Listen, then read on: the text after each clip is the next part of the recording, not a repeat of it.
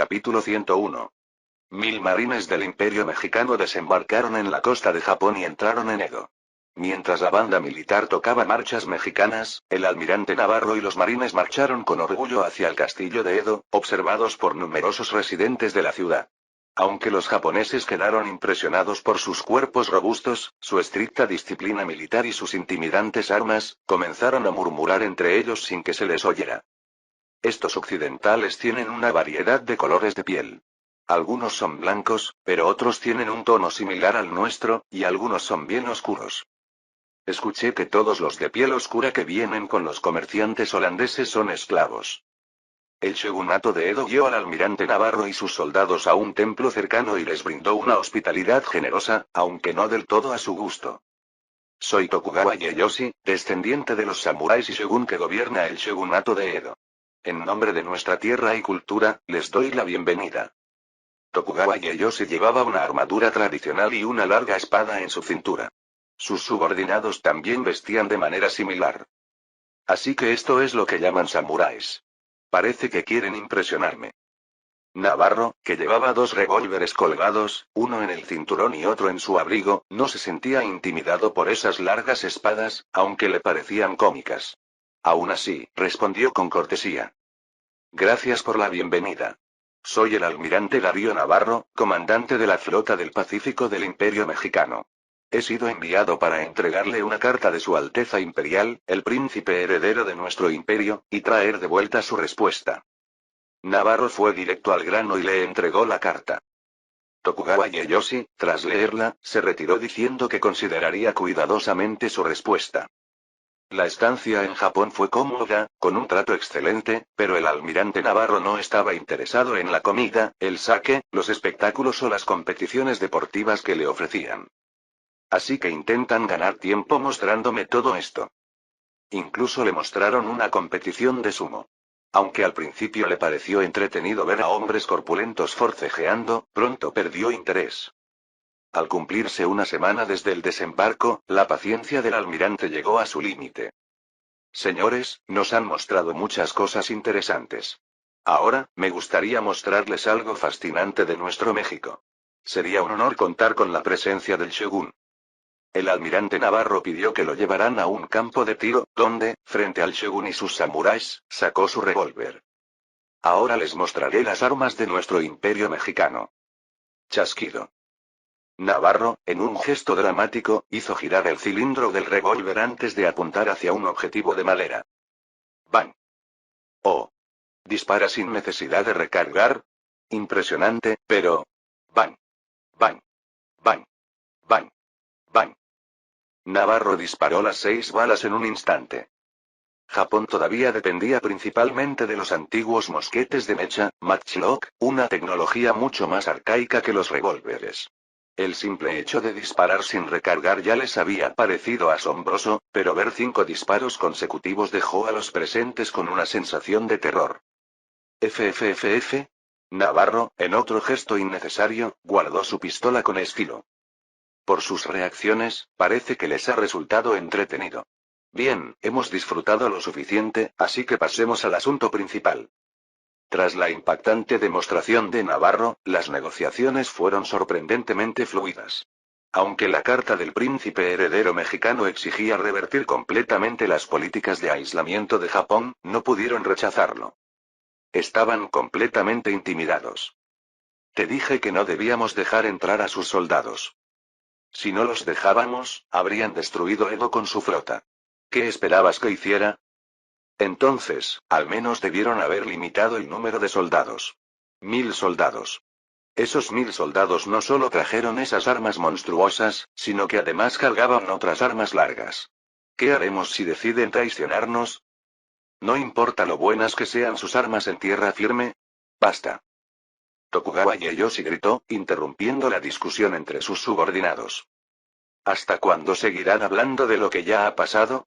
Prometimos darles una respuesta antes de esta noche, y ya no tenemos tiempo ni para pensar en cómo rechazar siquiera una parte de sus demandas. Mi señor, no levantarán el bloqueo de Edo hasta que aceptemos. No hay otra opción. 16 de febrero de 1841. México y Japón llegaron a un acuerdo para firmar un tratado. Los términos fueron los siguientes. Tratado de amistad y comercio entre el Imperio de México y Japón. Artículo 1. Establecimiento de relaciones diplomáticas. El Imperio de México y el Imperio de Japón establecerán diplomáticos residentes en las capitales de ambos países para mantener la comunicación entre las dos naciones. Ambas naciones respetarán la cultura y tradiciones del otro, y promoverán la comprensión mutua mediante el diálogo diplomático.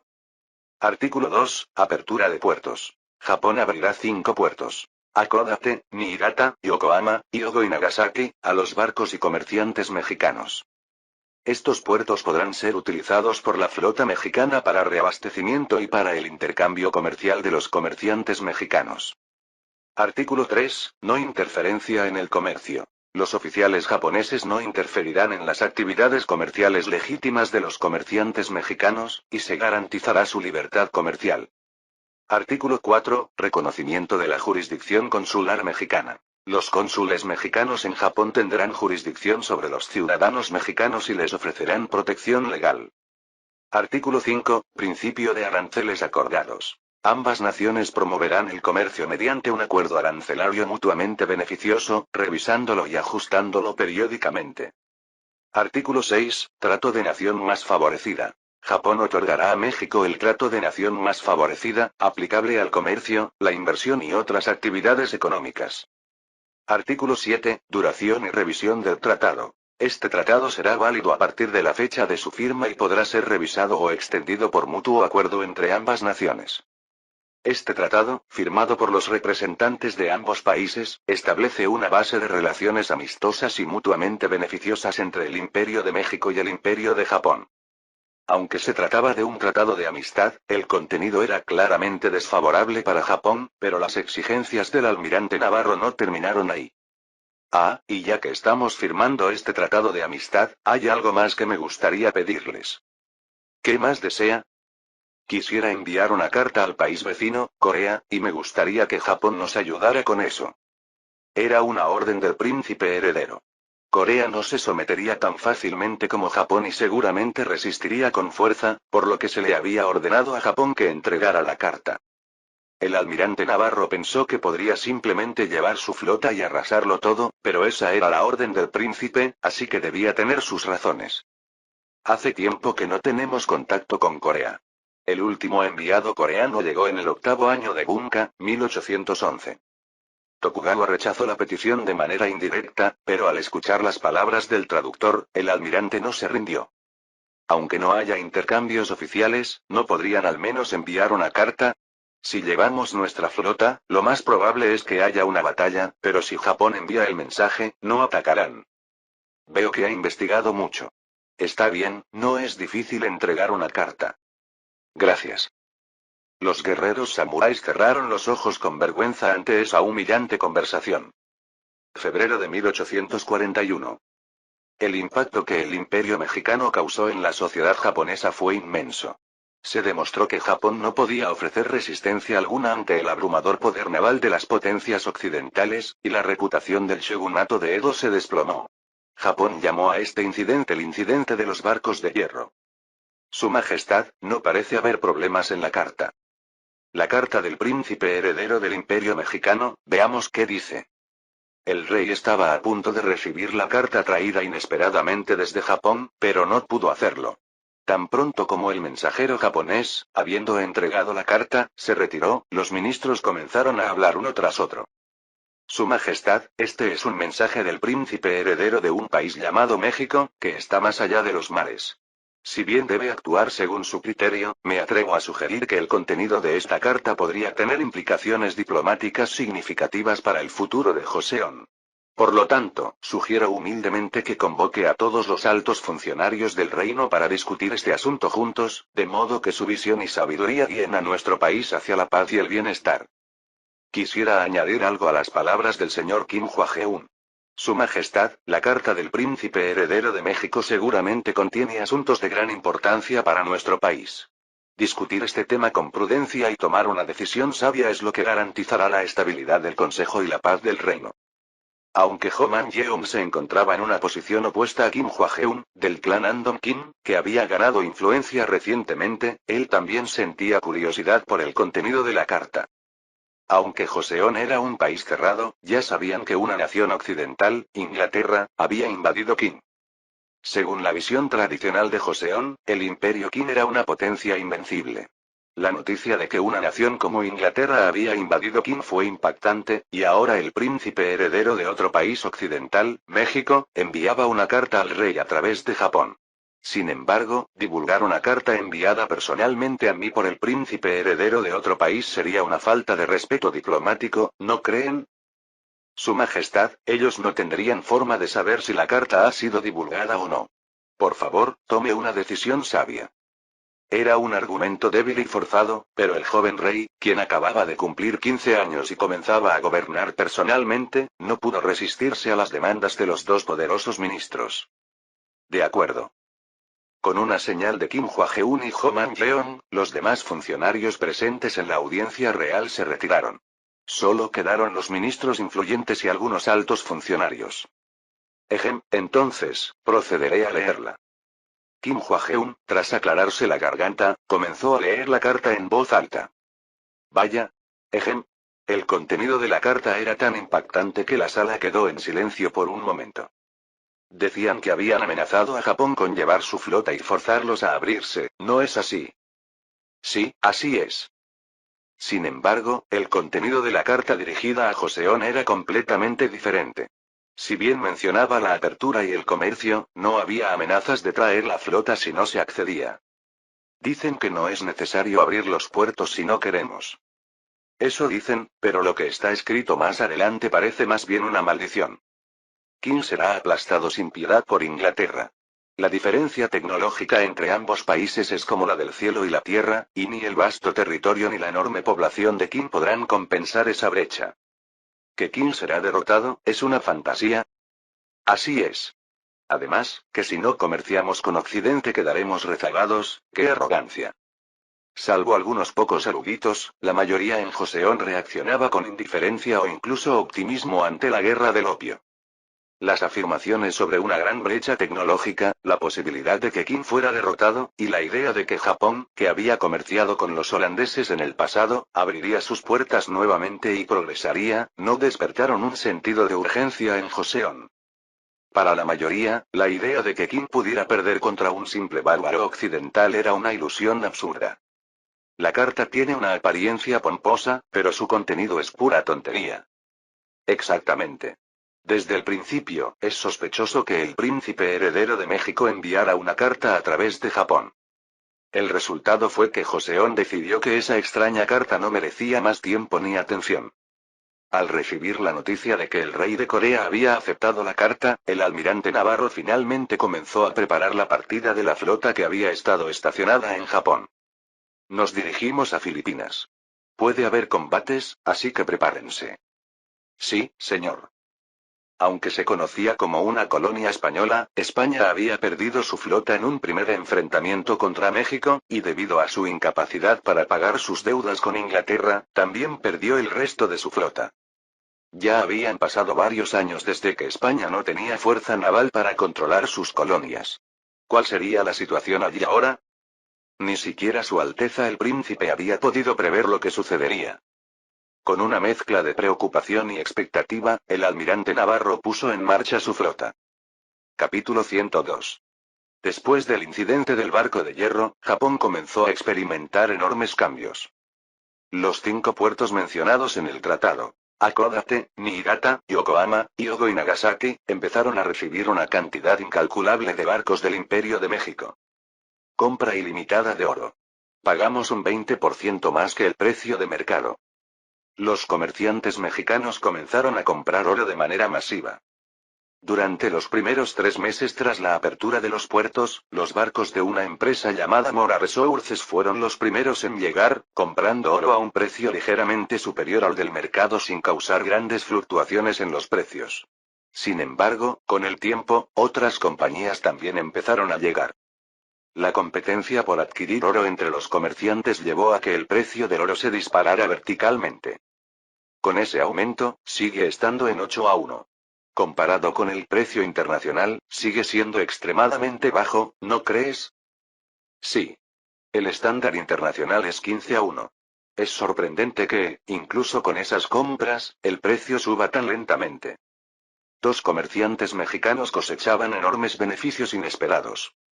Traían grandes cantidades de plata de México para comprar oro, y lograban adquirirlo a mitad de precio en comparación con México, algo que solo un tonto dejaría pasar. Escuché que, aunque el tamaño del territorio no es grande, la población de este país es el doble que la de nuestro imperio mexicano. ¿Qué? ¿Eso es cierto?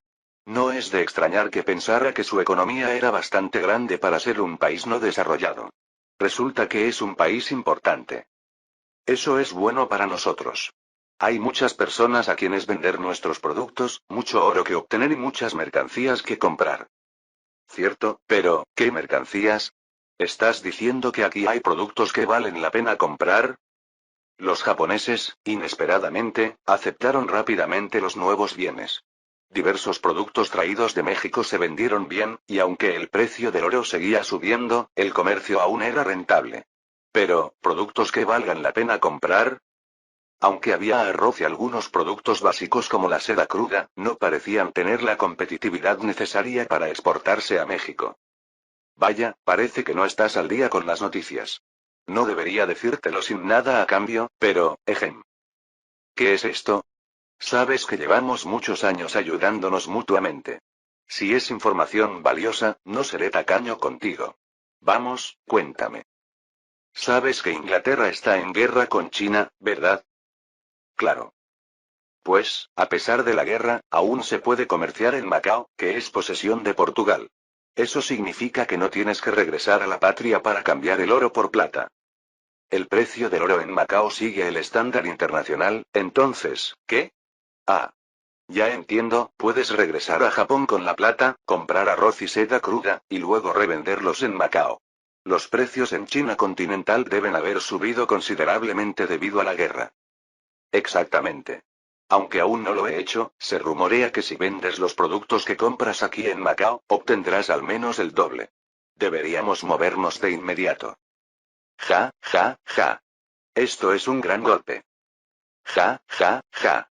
Todo esto es gracias a la benevolencia de Su Alteza el Príncipe. Ya habían ganado más del doble solo comprando oro, y ahora, si además podían multiplicar eso por al menos 2, podrían obtener 5 veces su inversión en apenas 5 meses desde que partieron de México. Aunque no parecía un negocio que duraría mucho, el éxito ya obtenido era lo suficientemente impresionante como para estar agradecidos. Los comerciantes mexicanos compraban oro en Japón, lo llevaban a Macao para cambiarlo por plata, y luego regresaban a Japón para comprar arroz y seda cruda, que luego vendían de nuevo en Macao.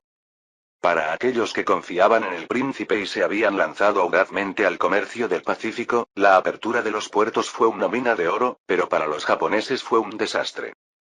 Mientras los comerciantes compraban oro de manera masiva y llenaban el mercado de monedas de plata, los precios subían vertiginosamente, y el arroz y la seda cruda se encarecieron de manera alarmante, haciendo que los precios de los productos básicos se dispararan.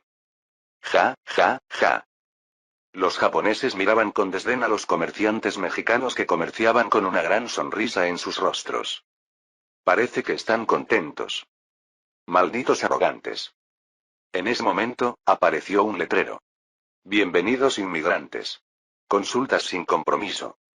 Era una pancarta escrita en un japonés torpe, colgada sobre una gran carpa, una de varias que se habían instalado. ¿Inmigración? ¿Están diciendo que vayamos a vivir al Imperio Mexicano? ¿Qué se supone que vamos a hacer en ese país de narizones? Ni siquiera hablamos su idioma. No parece ser un país habitado solo por blancos. Pronto, comenzaron a difundirse en Japón rumores sobre los beneficios excepcionales de emigrar a México. Joseon es un país aún más cerrado que Japón. He oído que han perseguido a los católicos varias veces. Sí, he investigado y parece ser cierto.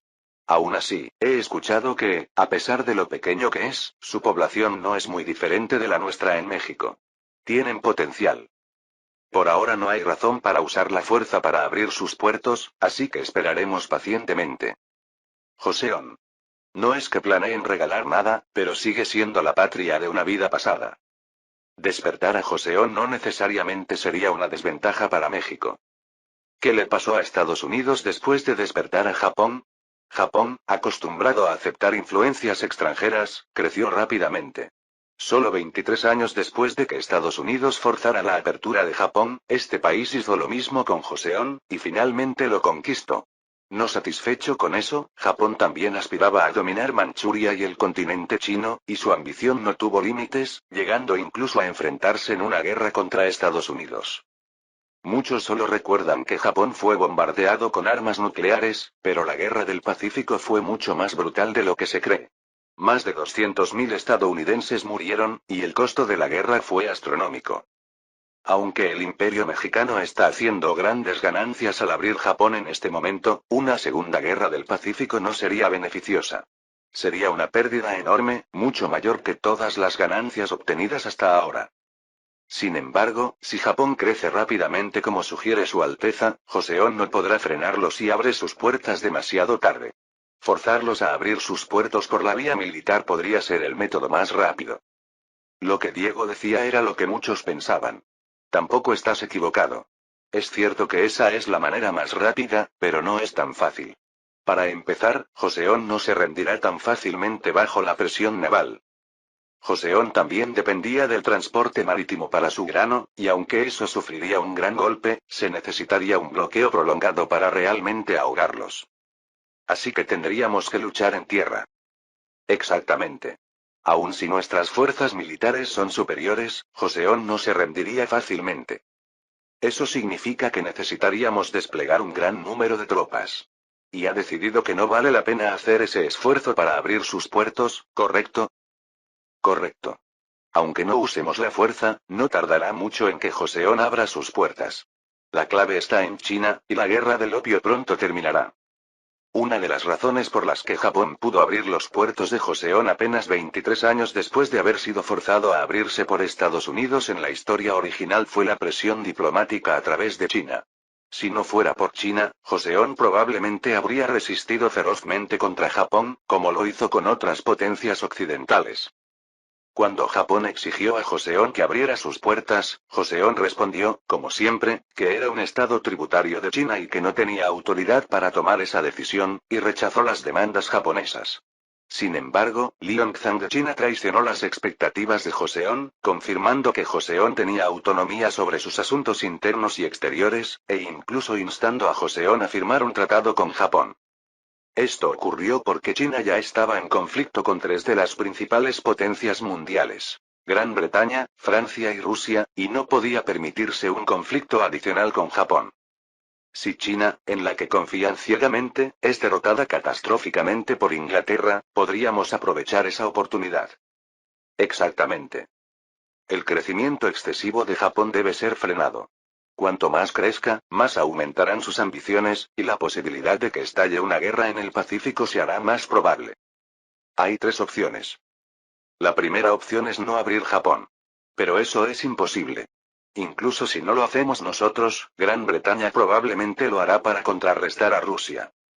La segunda opción es colonizar Japón o explotarlo al nivel de una colonia para evitar que crezca.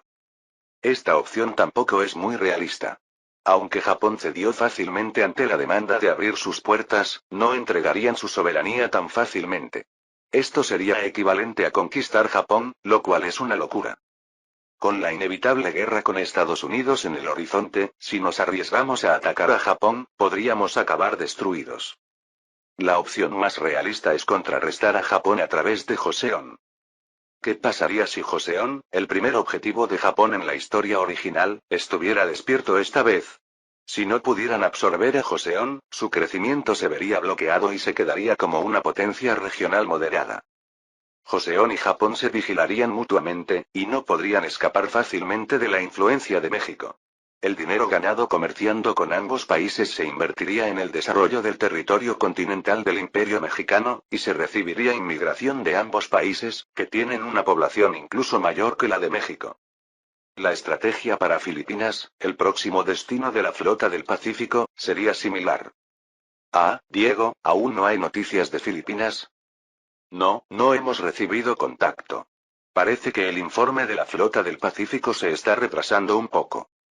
¿En serio? Es extraño. Con España ya debilitada, al menos uno o varios estados independientes deberían haber surgido ya. No entiendo qué puede estar retrasando las cosas. De todos modos, entendido. Aunque Filipinas tiene una población menor que Corea y Japón, hay muchos hablantes de español. Filipinas se convirtió en colonia española antes que México, y con el paso del tiempo, el español se propagó considerablemente. La idea era abrir también Filipinas, establecer comercio y aceptar inmigración. Solo con imaginarlo ya parece dulce. Me encontré nuevamente con Richard Pakenham, el embajador británico en México. Embajador Pakenham, ¿cuánto tiempo? He escuchado que ha estado molestando a nuestros diplomáticos. Es un honor volver a verlo, Su Majestad. ¿Molestarlos? No he hecho tal cosa. Era cierto. Él solo había hecho algunas consultas a través de los canales diplomáticos. Era solo una broma. Pero debo decir, sus noticias llegan rápido. Como era de esperarse del Imperio Británico. Es imposible no enterarse cuando el Imperio Mexicano está haciendo tanto ruido. He oído que recientemente han comenzado a comerciar con Japón. Parece que la rápida expansión de la influencia de México en Asia estaba incomodando un poco a los británicos. Si solo se tratara de eso, no habría venido a verme. Me imagino que también está al tanto del tema de Filipinas, así que aprovechemos esta oportunidad para hablar con franqueza. Entendemos que México está expandiendo su influencia en el extranjero. Después de todo, ahora son la segunda potencia marítima del mundo. Sin embargo, sería conveniente que respetaran las áreas de influencia de nuestro imperio británico. No tengo conocimiento de que México haya entrado en regiones bajo influencia británica. Ah, claro, no me refería a que lo hayan hecho. Lo que sugiero es que sería bueno que ambas naciones colaboraran en lo que se refiere a sus futuras expansiones. Colaboración. Es una manera agradable de decir que no toquemos las zonas que ellos ya han marcado. Un mensaje envuelto en diplomacia. De acuerdo. El Imperio Mexicano siempre ha colaborado con el Imperio Británico. En ese sentido, ¿qué le parece si formalizamos un acuerdo? ¿Un acuerdo? El embajador Pakenham parecía sorprendido, como si no esperara que yo fuera tan directo. Sí. Propongo que hablemos de manera clara para evitar malentendidos entre nuestras dos naciones y lo formalicemos en un tratado. No suena mal. Por la manera en que lo dice, parece que Su Majestad ya tiene algo en mente. ¿Puedo escucharlo? Por supuesto. Le hice una propuesta sorprendente. Capítulo 103. Julio de 1841. Tras unas intensas negociaciones de tira y afloja con los británicos, se firmó un acuerdo secreto. Cuando mencioné esto por primera vez, no pensaba que llegaría a ser algo tan grande, pero las cosas han crecido sin darme cuenta. El embajador Pakenham habló con una cara demacrada. El embajador Pakenham había mediado en las negociaciones entre México y el Reino Unido durante varios meses, y parecía haber perdido bastante peso por el estrés. Seguramente no esperaba que se llegara a un acuerdo de este tipo, pero yo había aprovechado la oportunidad como si lo hubiera estado esperando. Ha sido un gran esfuerzo de su parte. Gracias a su trabajo, la cooperación entre el Imperio Mexicano y el Imperio Británico continuará, ha hecho usted una gran labor. Le ofrecí unas palabras de cortesía. Que Su Majestad lo diga me hace sentir que el esfuerzo ha valido la pena. Muchas gracias. Entonces, firmemos. Dicho esto, escribí mi nombre primero. Susur. El embajador Richard Pakenham también firmó. El contenido del acuerdo secreto es el siguiente. Artículo 1. El Imperio Mexicano reconoce la supremacía del Imperio Británico sobre el continente africano, India, la península de Indochina y Oceanía, y acuerda no involucrarse en ninguna intervención política o militar en estas regiones. Artículo 2. El Imperio Británico reconoce la supremacía del Imperio Mexicano sobre el continente sudamericano, el Caribe, Japón, Corea y Filipinas, y acuerda no involucrarse en ninguna intervención política o militar en estas regiones. Artículo 3. Este acuerdo no será hecho público y su confidencialidad es esencial. El contenido del acuerdo solo puede ser conocido por representantes oficialmente aprobados por los gobiernos de ambas naciones, y en cualquier otro caso, debe mantenerse en secreto absoluto. Los británicos insistieron tenazmente en incluir su supremacía sobre China, pero me mantuve firme en rechazarlo. Ya les habíamos concedido términos bastante favorables, y si incluíamos a China, el equilibrio del acuerdo se rompería completamente. Finalmente, se excluyeron todas las áreas sensibles, como China, Oregón, Oriente Medio y las islas del sudeste asiático.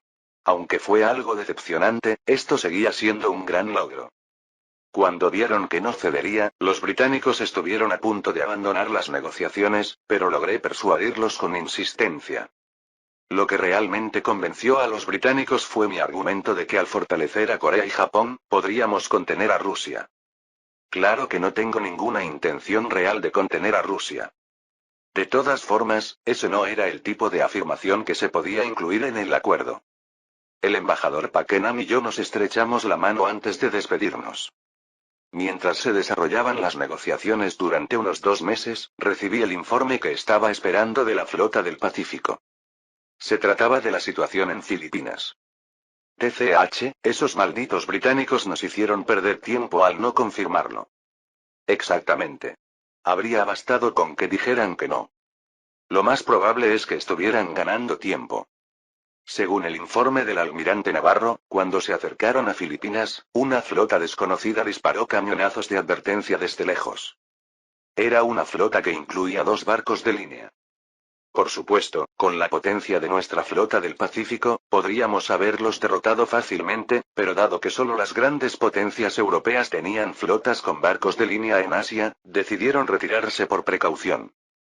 No había banderas, así que supusimos que podría tratarse de la Compañía de las Indias Orientales británica o neerlandesa, pero todo era especulación, y no había manera de confirmarlo.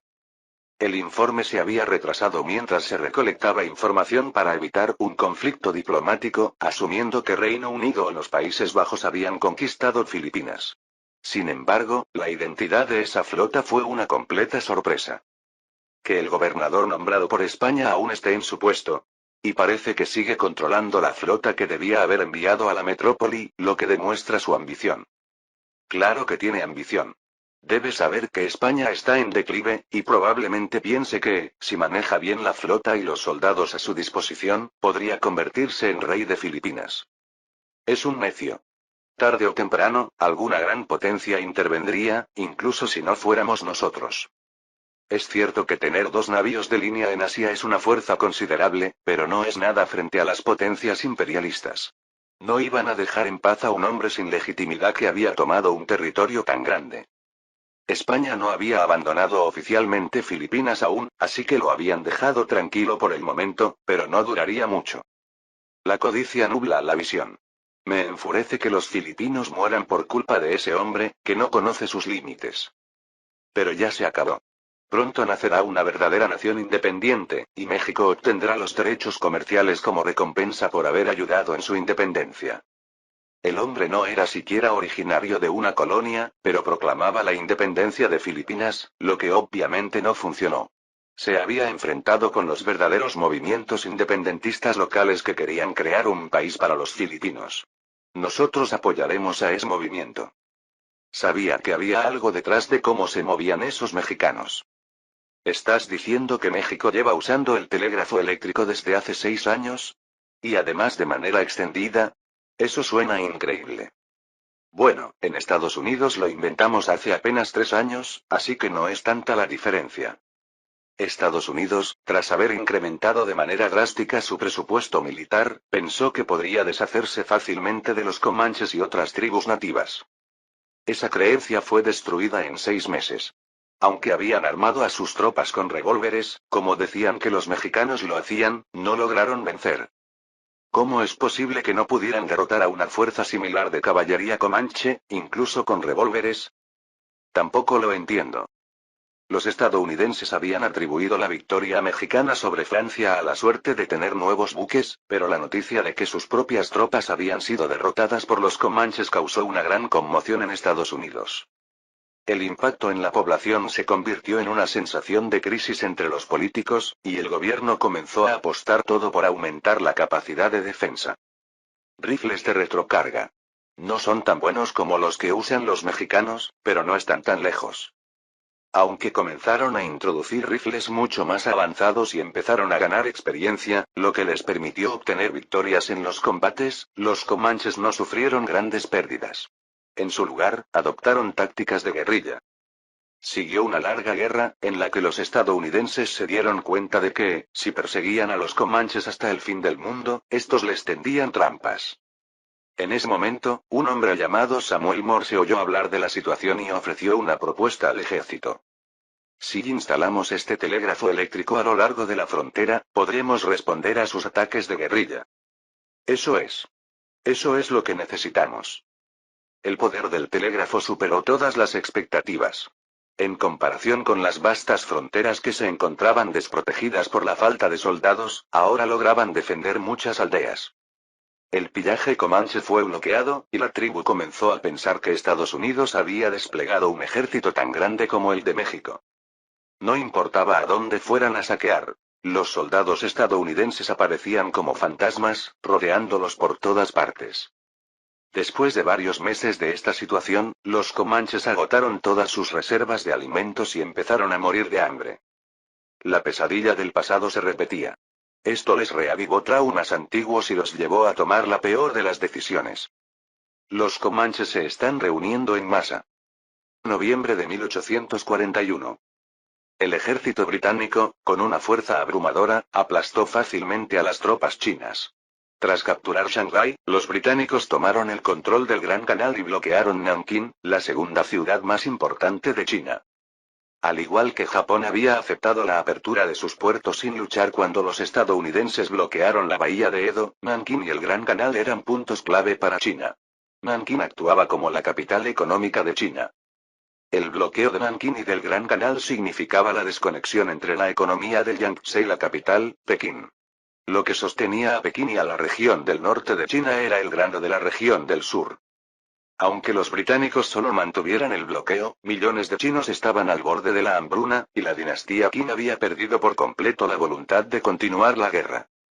Gran Bretaña somete al gigante de Oriente. Victoria del Imperio Británico. Apertura de China y cesión de Hong Kong. Termina una guerra sucia. Los países occidentales ya anticipaban la victoria de Gran Bretaña, y los medios de comunicación de diversas naciones expresaban su postura hacia el Reino Unido. Cuando se supo del Tratado de Nankín, varias potencias europeas exigieron iniciar negociaciones con la dinastía Qin. Se habían dado cuenta de que China era un tigre de papel. Creían que, justo después de la guerra, los Qin no podrían rechazar las demandas de las potencias, y tenían razón. El gobierno Qin aceptó las negociaciones, racionalizando que podían usar a las otras potencias para contener a Gran Bretaña. El Imperio Mexicano también se unió a estas conversaciones. Dicen que tienen barcos de guerra más poderosos que los de Gran Bretaña. ¿No será solo fanfarronería? Dicen que derrotaron a Francia en una guerra. En medio de estos rumores, comenzaron las negociaciones con los diplomáticos mexicanos. El Imperio Mexicano exigió las condiciones habituales. La apertura de puertos como Cantón, Fuzhou, Xiamen, Ningbo y Shanghái para sus comerciantes, así como la concesión de extraterritorialidad y aranceles fijos. Sin embargo, también añadieron una condición peculiar relacionada con Corea. Este último punto es problemático. Corea es un estado tributario de China, pero dejamos sus asuntos internos y diplomáticos a su propio control. Piénselo bien. En tierra, Rusia está al acecho. En el mar, lo están Gran Bretaña y Francia. ¿Realmente cree que a la dinastía Qin le conviene enemistarse también con el Imperio Mexicano? Este es un acuerdo que ya hemos pactado con Gran Bretaña. Entendido. Ha tomado una buena decisión. El funcionario Qin tragó lágrimas de sangre en su interior. La noticia de la derrota humillante de la dinastía Qin también llegó a Corea y Japón. Hemos hecho bien en abrirnos sin luchar. Sí, incluso la dinastía Qin ha sido derrotada, no veo qué podríamos hacer nosotros. Los japoneses, que al menos tenían una vaga idea de la fortaleza de las potencias occidentales, aceptaron la situación de forma relativamente tranquila. Pero en Corea, fue completamente diferente. El impacto fue tal que sacudió la visión del mundo de muchos. Incluso tras su derrota, la dinastía Qin no sintió la necesidad de informar a Corea, y dado que Corea no tenía intercambios con el exterior, la rapidez con la que los rumores se esparcieron fue extraña. Dímelo de nuevo, ¿es cierto que la dinastía Qin ha sido derrotada? Te lo estoy diciendo. Incluso cedieron un lugar llamado Hong Kong. Y al parecer, también reconocieron la extraterritorialidad. Han sido aplastados de forma humillante. Jeong, su hermano menor, quien de alguna manera había obtenido la información, lo decía con calma, aunque su expresión no era del todo buena. Sí, es sorprendente. Yo también me quedé igual. Entonces, ¿eso significa que la carta era verdad? De repente, recordó la carta que había recibido del príncipe heredero de México, la misma que habían desechado mientras lo insultaban por haberla enviado. Ese pensamiento no solo cruzó la mente de Hong Leong, sino también la de Kim Hwa-geun y de todos los demás funcionarios que estaban presentes en aquel momento. Se les erizó la piel. Una serie de shocks. En medio de esa confusión, llegó otra noticia aún más impactante. Había llegado una carta desde la dinastía Qing. Capítulo 104. Cuando había algo importante que comunicar, era común enviar una embajada ostentosa, la cual debía ser recibida con todos los honores en Joseon. ¿Enviar solo una simple carta para comunicar algo como esto? Mira el contenido. ¿No crees que lo amerita? Murmullos llenaron el salón, una escena inusual en la normalmente tranquila asamblea real. El contenido de la carta enviada desde la dinastía Qing había sido impactante. No venía en nombre del emperador, sino de un alto funcionario de la corte Qing, por lo que se omitieron las ceremonias engorrosas, como las 3 reverencias y 9 postraciones, un cuarto lap, y la carta fue leída directamente ante los funcionarios reunidos en la Asamblea Real. Aunque estaba repleta de adornos retóricos, el mensaje esencial se resumía en 2 puntos. Primero, la dinastía Qing había dejado claro al imperio mexicano que los asuntos internos y la diplomacia de Joseon serían manejados por Joseon mismo, confirmando así su autonomía. Segundo, instaba a Joseon a aceptar la demanda de apertura de puertos que hacía el imperio mexicano. Era un contenido humillante para una nación tributaria. Algo inconcebible en tiempos anteriores, cuando habían despreciado a aquellos considerados bárbaros. Pero tras perder la guerra y reconocer la fortaleza de esas naciones, se vieron forzados a someterse. Ahora, la poderosa dinastía Qing, habiendo sido devastada por potencias extranjeras, se veía obligada a enviar esta humillante carta.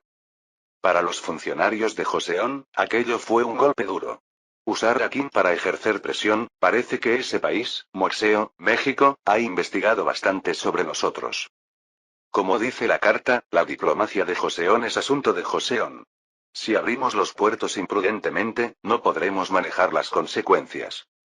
Exactamente. Junto con los productos occidentales, también vendrán sus culturas pervertidas. No importaba cuán persuasiva fuera la sugerencia de Qing, abrir los puertos era algo que los presentes no podían aceptar. Los altos funcionarios de la asamblea no solo eran burócratas, sino también estudiosos confucianos, y el pensamiento occidental chocaba demasiado con los valores confucianos. Para aquellos que ostentaban el poder en Joseon, estos cambios no eran nada deseables.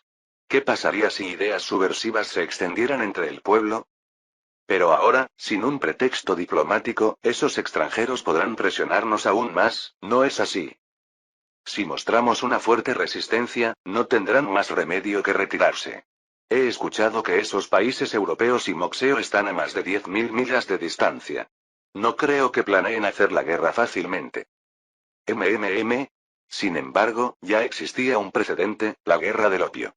Aunque todos los presentes compartían el deseo de no abrir los puertos, sabían que si México ejercía presión militar, Joseon no tendría posibilidades de ganar. Pero rendirse tampoco era una opción. En cualquier caso, mantendremos en secreto el contenido de esta carta. No ganamos nada si se propaga. Sí, señor. Por supuesto. Por una vez, todos los funcionarios, sin importar sus facciones, estuvieron de acuerdo. Guardarían silencio sobre el contenido de la carta. Sin embargo, de alguna manera, los rumores comenzaron a circular rápidamente. ¿Qué? Además de perder la guerra, ¿Qing nos está instando a abrir los puertos? Yo también lo oí en algún lugar, al parecer, llegó una carta así. ¿Qué podríamos ganar abriendo los puertos? Bueno, no es tan simple.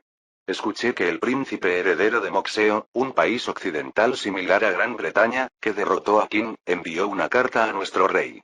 Y según lo que escuché, tal vez abrir los puertos no sea tan mala idea.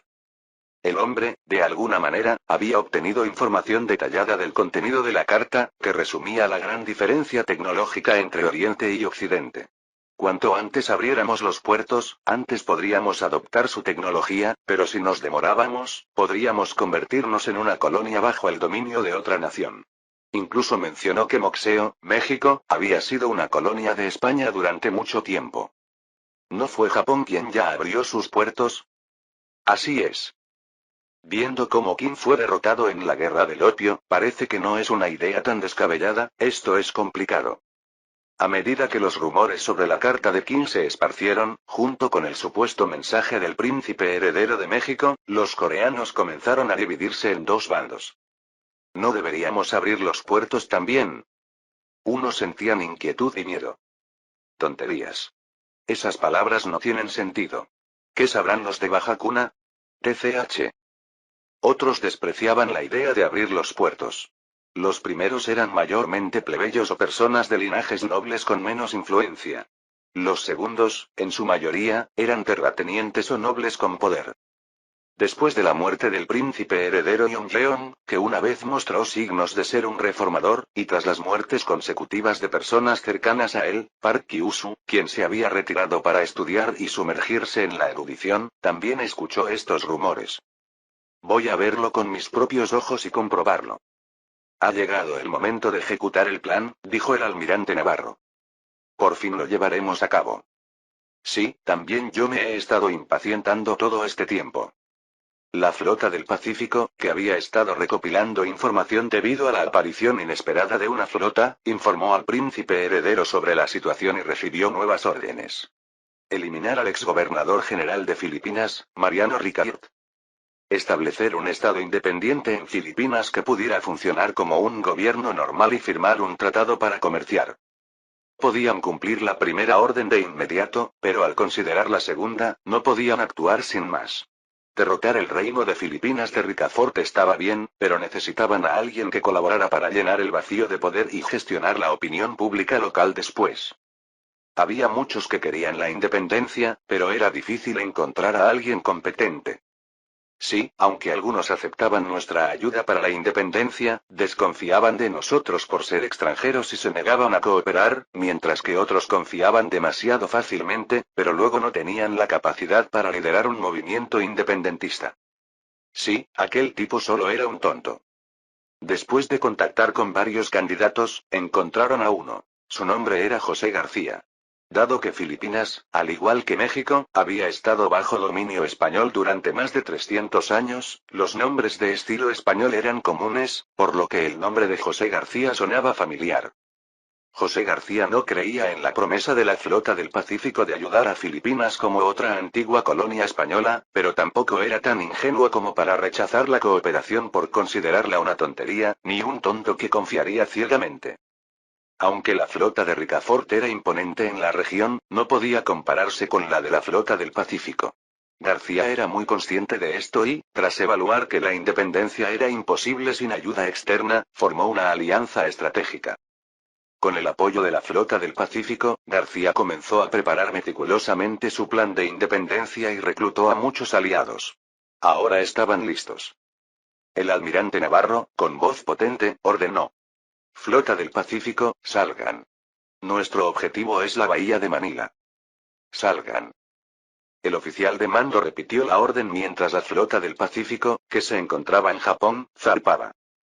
La flota del reino de Filipinas de Ricafort se dio cuenta de que no estaba a la altura para enfrentarse a la flota del Pacífico, pero no tenía a dónde escapar. Estaban en la bahía de Manila, la capital del reino de Filipinas. Boom. Boom. SSSHH. Bang. Ah. La flota del reino de Filipinas colapsó rápidamente, y las defensas de la bahía de Manila estaban mal preparadas. Boom. Boom. Boom. Boom. Desembarquen. Mientras los cañones de los barcos de línea de 104 cañones bombardeaban, los marines se prepararon para desembarcar. Los marines desembarcaron en la zona de intramuros y avanzaron hacia el palacio del gobernador, donde residía el gobernador. Al mismo tiempo, tal como se había acordado, los independentistas locales iniciaron una rebelión junto con el ataque de la flota mexicana. Es la independencia. Echaremos a Ricafort, el español, y estableceremos un país para los filipinos. Cuando José García gritó, sus camaradas y los ciudadanos de Manila respondieron al unísono. ¡Uah! Aquí tienes un arma. La antigua guarnición colonial, ahora el ejército del Reino de Filipinas, arrojó sus armas. Los soldados blancos, es decir, los españoles, comprendían perfectamente la situación, mientras que los soldados indígenas nunca habían tenido lealtad alguna. Nos rendimos. Nos rendimos. El rey, no, el gobernador está por allá. Algunos incluso delataron la ubicación de Ricafort para salvarse. Atrápenlo. Suéltame, suéltame. Mariano Ricafort, el rey de Filipinas, fue capturado sin ofrecer resistencia alguna. Durante su mandato como gobernador, había sido un administrador capaz, liderando reformas administrativas y el desarrollo económico en la colonia filipina. Sin embargo, la caída de España trastornó su destino. No se conformó con ser un gobernador con un mandato de solo 5 años. El poder lo cegó, y se presentó la oportunidad de convertirse en rey. Pero su ambición desmesurada lo llevaría a su final. Llevado ante el almirante Navarro, Ricafort no parecía dispuesto a enfrentar un último momento con dignidad. Espera, espera un momento. Soy ciudadano español. Si me atacan, eso significaría una guerra con España. ¿No eras tú el que se proclamaba rey de un país independiente? No había necesidad de prolongar la conversación. La orden del príncipe heredero no era llevarlo de vuelta a México o a España, sino eliminarlo. Este idiota, podría haber dicho algo útil al menos, murmuró Navarro, sacando su revólver. ¡Bang! Mayo de 1842. España envió una queja formal. Al parecer, recién se habían enterado de los acontecimientos de febrero en Filipinas, ya que no habían tenido contacto desde la última guerra. Sin canales diplomáticos directos, el diplomático español Unai Emery finalmente llegó gracias a la mediación británica. Sin embargo, no podía mostrarse demasiado firme. Filipinas es una colonia española reconocida internacionalmente. No solo han eliminado a nuestro gobernador, sino que también han fundado un estado independiente. Si cesan su apoyo a la independencia ahora, pasaremos por alto el ataque al gobernador y al ejército colonial. PFFF. Las palabras ¿y qué pueden hacer si no lo hacemos? Casi salieron de mi boca, pero considerando la presencia del embajador británico que había mediado, decidí no humillar a Emery directamente. Lo siento, pero según lo que hemos confirmado en el Imperio Mexicano, Filipinas ya no era una colonia española.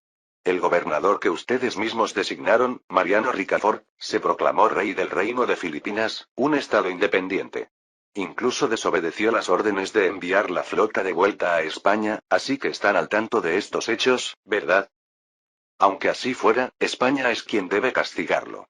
El Imperio Mexicano no tiene ninguna justificación para intervenir en Filipinas. Es una colonia que hemos desarrollado durante más de 300 años. ¿Ninguna justificación? Hay más de una colonia que ustedes han desarrollado durante 300 años, ¿no es así? México también fue una colonia que explotaron durante mucho tiempo. ¿No es eso justificación suficiente? Cuando respondí con una sonrisa sarcástica, el mediador británico, el embajador Pakenham, intervino. Vamos, ambos saben que recuperar Filipinas no es realista para España. En lugar de eso, sugiero que consideren mi propuesta. ¿Una propuesta de los británicos? Emery suspiró levemente. Está bien. Su Majestad, oficialmente propongo lo siguiente. La República Española venderá todos sus derechos sobre Filipinas por 3 millones de pesos. Olviden el molesto asunto de crear un gobierno independiente y gobiernen ustedes mismos directamente. Así que eso era. Ahora entendía por qué Gran Bretaña se había ofrecido como mediador. Después de perder contra nosotros, España había declarado la bancarrota, pero Gran Bretaña no lo aceptó, exigiendo toda la flota española y dejándola con una deuda considerable. Al vender Filipinas a México, Gran Bretaña esperaba que España pudiera pagar parte de esa deuda. Si no tomaban todo el dinero, sino que dejaban algo a España, eso ayudaría a estabilizar el país y facilitar su recuperación. No era una oferta tentadora para mí. Ya habíamos firmado un acuerdo secreto con el Reino Unido, que reconocía nuestra supremacía sobre Filipinas, por lo que no había necesidad de comprar derechos a España. Además, desde el principio, no estaba en mis planes gobernar Filipinas directamente. Rechazo la oferta. Filipinas ya es independiente. Como un nuevo país que se ha independizado de España, planea firmar un tratado de defensa con nosotros, México, así que no se hagan ideas absurdas. Aunque Unai Emery mostró una expresión de decepción ante mis palabras firmes, no había terminado de hablar. En su lugar, compraré Puerto Rico por 1,5 millones de pesos. De todas formas, no tienen flota para gestionarlo adecuadamente. La propuesta alternativa provocó una expresión de consternación en Emery, pero la cara del embajador Pakenham se iluminó. No le importaba si vendían Filipinas o Puerto Rico, siempre que devolvieran el dinero a los británicos. Al ver su expresión, esbocé una leve sonrisa. Capítulo 105. Solo 1,5 millones de pesos. Claro, parecía una cantidad algo baja. Al fin y al cabo, se había ofrecido vender Filipinas por 3 millones, por lo que 1,5 millones por Puerto Rico podría parecer un precio justo. Sin embargo, Filipinas ya había establecido un estado independiente, y España no tenía fuerzas para recuperarla. En la historia real, Estados Unidos, en la década de 1850, llegó a considerar comprar Cuba por 150 millones de dólares. Cuando España rechazó la oferta, se filtró por accidente un informe que decía que sería legítimo tomarla por la fuerza, lo que sembró las semillas de la guerra hispano-estadounidense. Pero en esta época, el valor de las tierras era muy volátil. Estados Unidos compró la mitad del territorio mexicano por apenas 15 millones de dólares. Claro, eso fue posible porque destrozaron a México en una guerra. Nuestro imperio mexicano en este mundo también tenía la capacidad de hacerlo, y España ya había sido derrotada por nosotros antes. 1,8 millones de pesos. Esa es la oferta máxima. Deberían vender ahora que tienen la oportunidad. Si creen que el imperio mexicano seguirá tolerando las colonias españolas en el Caribe y el Pacífico, están muy equivocados. Presioné de manera más directa. Ahem, creo que no es una mala oferta, intervino el embajador Pakenham. A ellos solo les interesaba recibir el dinero, así que esa era la postura que tomaron. El embajador español, Emery, miró a Pakenham con incredulidad, pero así es como funciona la diplomacia internacional. Lo consultaré con mi gobierno y tomaremos una decisión.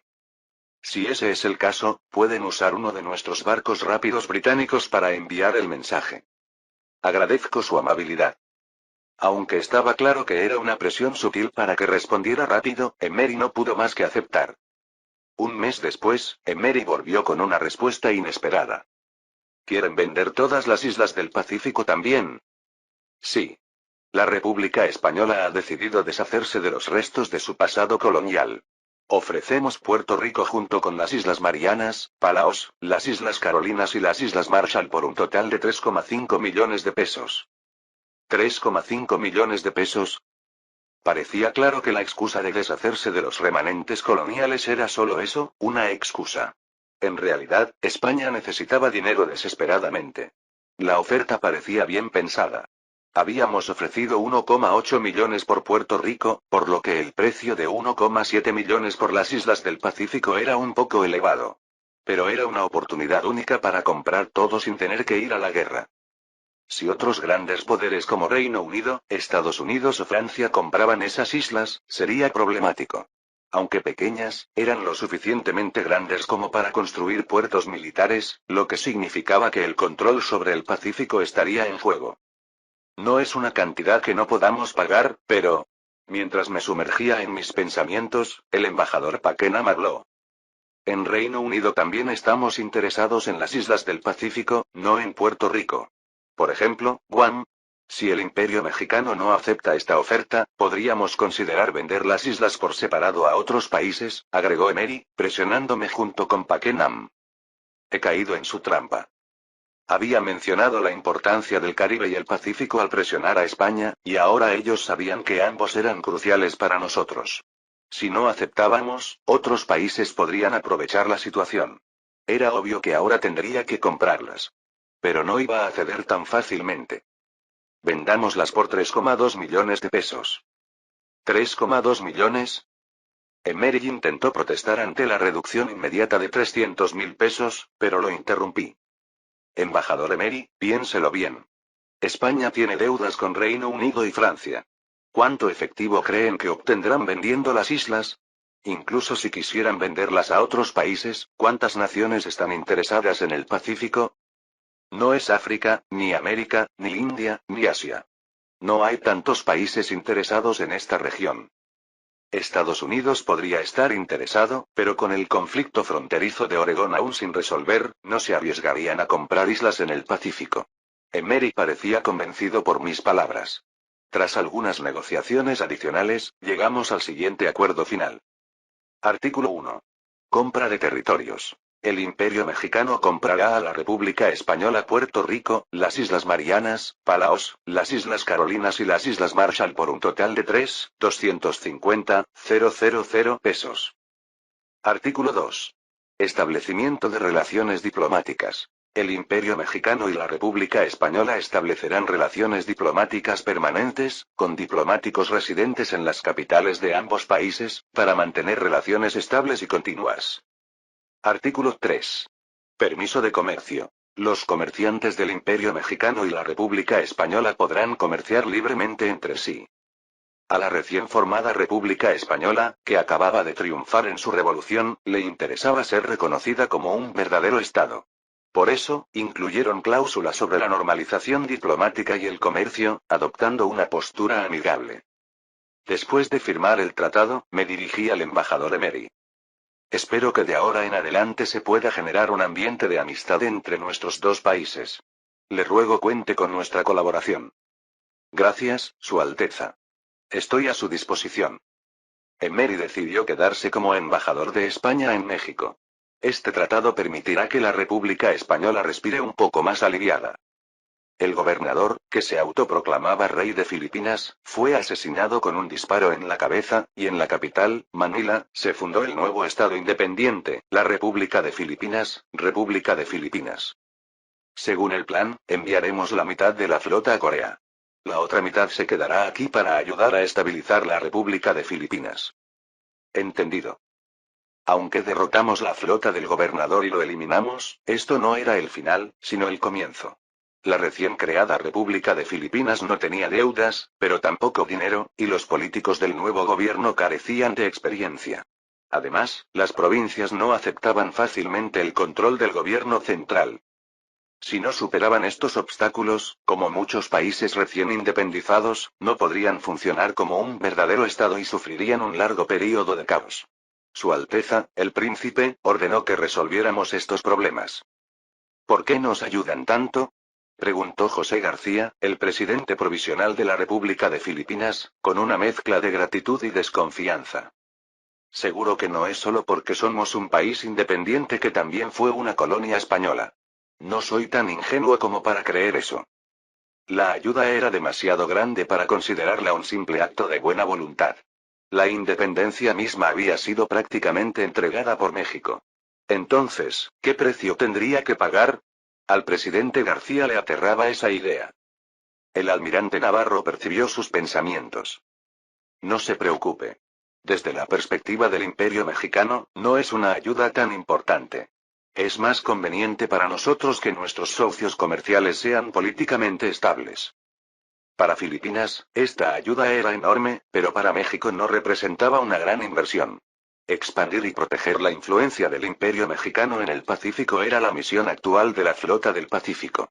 Solo estaban haciendo el trabajo que ya se les había asignado, no era un gran esfuerzo. Solo espero que lo que dice sea cierto. La recién formada República de Filipinas apenas tenía el control de la región de Manila, por lo que no podían rechazar la ayuda de México. Incluso si México tuviera otras intenciones, no habría forma de resistirse.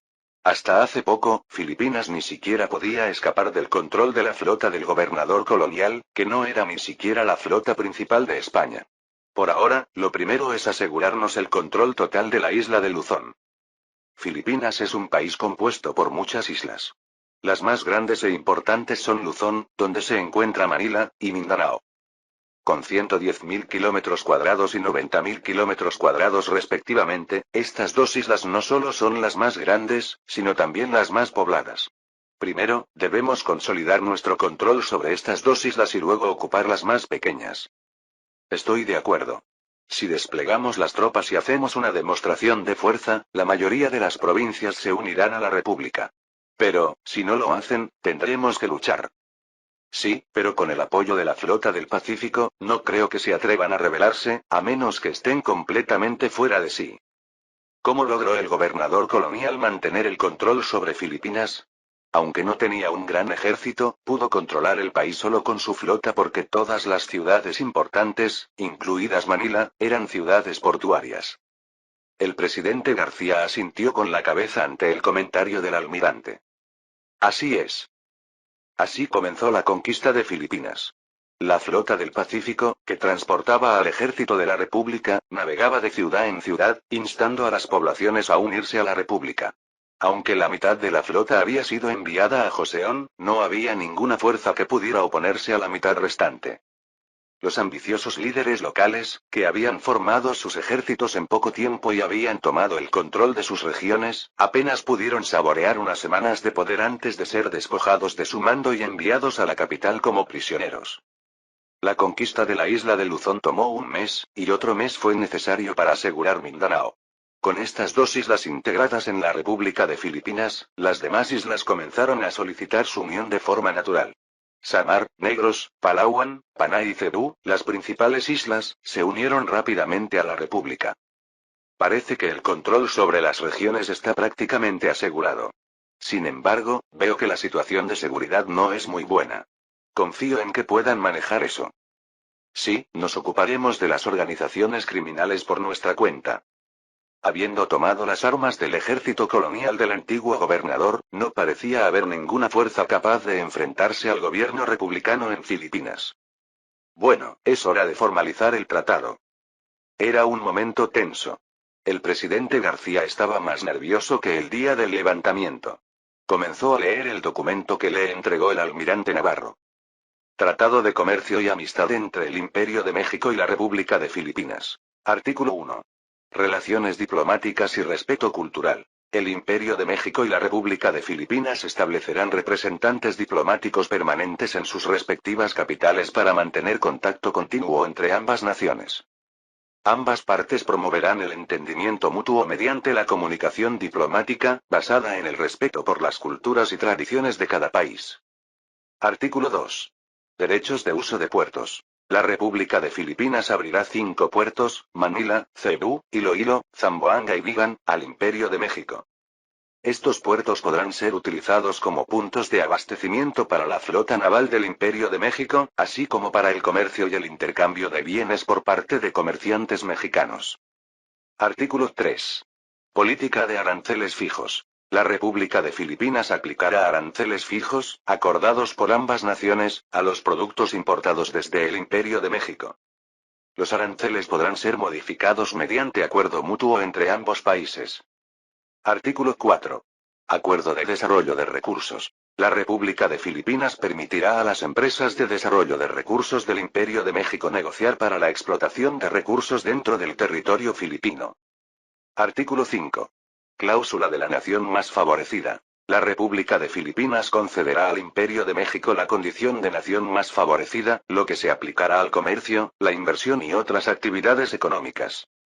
Artículo 6. No interferencia en actividades comerciales. Los funcionarios de la República de Filipinas no interferirán en las actividades comerciales legítimas de los comerciantes mexicanos, garantizando su libertad comercial. Artículo 7. Reconocimiento de la jurisdicción consular mexicana. El cónsul mexicano en Filipinas tendrá jurisdicción sobre los ciudadanos mexicanos en territorio filipino y se encargará de su protección legal. El artículo 4 solo requiere que se lleven a cabo negociaciones sobre el desarrollo de recursos. Si las negociaciones fracasan, no habrá represalias, ¿verdad? Por supuesto que no. En ese caso, lo acepto. Aunque era un tratado desigual, dadas las circunstancias de la independencia lograda con apoyo externo, las condiciones no eran tan severas. El presidente García suspiró aliviado. Ah, y hay algo más, aunque no es oficial, es una petición del príncipe heredero. ¿Qué es? Ha solicitado que el español se utilice como uno de los idiomas oficiales del gobierno. No tiene que ser el único idioma, pero le gustaría que se incluyera. Entendido. De todos modos, hacía mucho tiempo que el español se había convertido en el idioma predominante. Para llevar a cabo las tareas administrativas, no había más remedio que usar el español, aunque no les gustara. El presidente García firmó el tratado. En ese momento, la segunda misión de la Flota del Pacífico se completó. Fin del capítulo 105.